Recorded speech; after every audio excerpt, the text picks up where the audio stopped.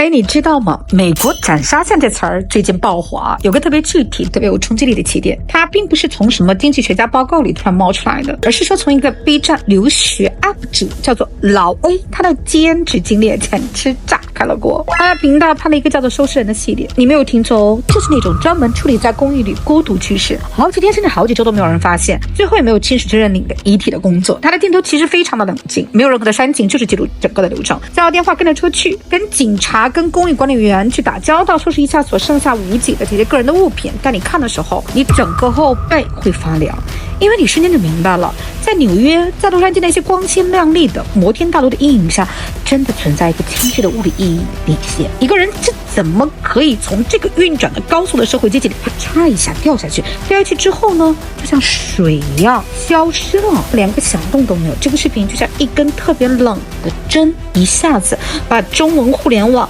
那种美国梦的彩色泡泡戳破了。大家突然发现，斩杀线不是一个新闻财经里遥远的术语，它可能就是一个和你我一样曾经上班付房租点外卖的普通人做的结局。这个词从此带上了画面感，带了温度，甚至带了那么一些铁锈和消毒水的味道。这个词回国之后呢，就在中文社交媒体开始了一场海啸式的解读。我发很多某书微博啊，发现大家反应特别有意思，基本分为以下几个流。第一种呢，就是批判分析派，这个评论区呢，它高赞，这不就是资本主义的劣根性吗？人被异化成纯粹的数字了，它就是被资本做举了，榨干价值就扔掉。第二种是恐惧劝退派，很多人直接说太可怕了，美国这个千万就不能去，这哪是发达国，这就是精神的一个荒漠。第三种，它也就是很多人真实的疑惑，他们问了一个特别本质的问题：为什么美国会有搬运尸体这种听起来像是市政服务的工作，变成一个可以外包给私人公司的岗位？你看他这个问题不就问在点子上了吗？他恰恰暴露了我们用中国的生活经验去理解的美国社会时最根本的认知错位。但在我们的意识形态里呢，生老病死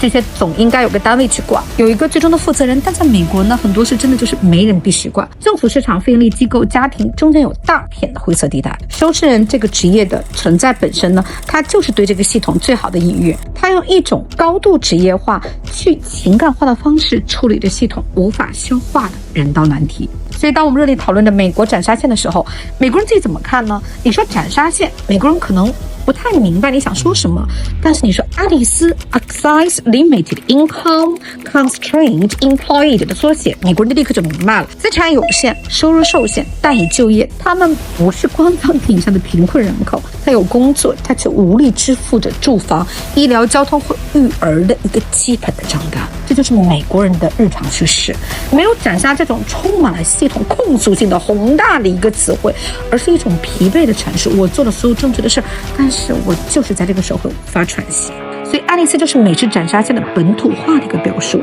她所描述的正是那种一只脚踏在空中的财务濒危的这个状态。不同的是，美国社会并不将爱丽丝视为系统即将崩溃的信号，而是将其视为资本主义劳动力市场一个持续存在且被漠视的灰色地带。我们把视野拉开，看这不同社会的安全线到底是怎么设计的。这事儿呢，我还是有一点点发言权的，因为从业将近第17年了，我本人身上就叠加了几个不同的身份 buff： 美国绿卡、新加坡 EP、日本经营管理签、正在办德国的一个入籍，还有迪拜的这个黄金签证。体验下来呢，感觉就像是随身带着好几套不同的生存说明书，每换一个地方就像切换一套完全不同的逻辑。我们看一下德国或者北欧高韧的弹簧网，像德国和北欧呢，我称之为是高韧的弹簧网的这套系统，它的设计是非常精密的，执行是非常可靠的，让人叹为观止。社会福利极其高，失业金能够替代原收入的6-7成，有着强大的职业培训，帮你去回弹到社会当中，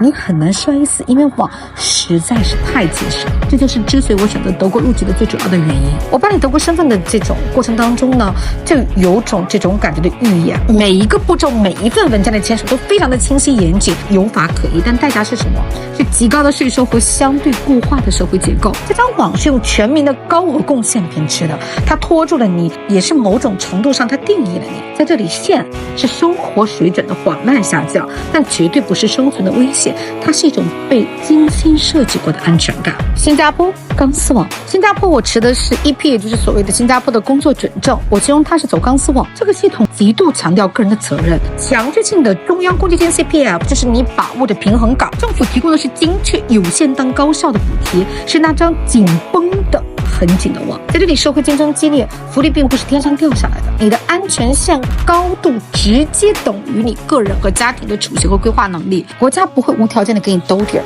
但它会为你提供了可能是全球最高效、最清廉的舞台，去自己挣得最安全。这是一种清醒的一个自主权，一切你都得只靠自己，但规则却是极其的透明。日本精密的程序网，再看一下我们的邻国日本，它提供的是另外的一种体验。我把它称之为是精密的程序网，因为我在东京实打实的住过将近3年的时间，社会就更像是一个巨型精密的仪器，规则极其清晰，按部就班。我求的是典型的身份，经营管理签证。之前我是高度人才的经营管理签证，现在我变成了普通的经营管理签证。是因为高度人才经营签证的每年的维护成本是非常高的，正是这条思路的一个体现，吃到日本身份的红利。我曾经带爸爸去日本抗癌过，那爸爸也是高度人才，有机会我会跟大家去讲讲，日本身份并不像其他投资移民那样简单，买票上车，你需要的是一个真实的商业计划，注册公司真实经营和纳税。它的核心逻辑是用时间和持续的贡献换取系统的信任和接纳，福利全面但非常的平庸，社会结构非常的稳定，这是一条长期主义的路径。安全感和归属感需要你像齿轮一样在系统里持续稳定的运转多年，你才能够去获得。迪拜特权通道，像迪拜这种黄金签证这类身份，它提供的又是另外一个东西，我称之为是特权通道。它并不主要体现在任何的社会福利网，而是提供极低的税率、资产的自由度和顶级的商业便利。只有它意味着你将会选择远离社会福利体系，同时也远离了它的高税负和复杂的监管。你的安全完全由自己的财富和商业保险来定义，这是一种亲触性的共存关系。系统对你要求很少，托举也很少，你给予的流动自由极其大。正是看中了迪拜商业属性的便利性，我在这里成立了海外的分公司，手续简单，而且流程的比较简约，给中小型企业带来了非常多的方便。所以大家看，从德国的全民托举、新加坡的自负其责，到日本的程序化举信，再到迪拜的财富自由，每个社会的安全线的设计都深刻地反映了它背后这个国家的文明逻辑，没有绝对的好坏，只有不同的取舍。那相比较下来，每个系统所提供的庇护，但代价跟逻辑是完全不一样的。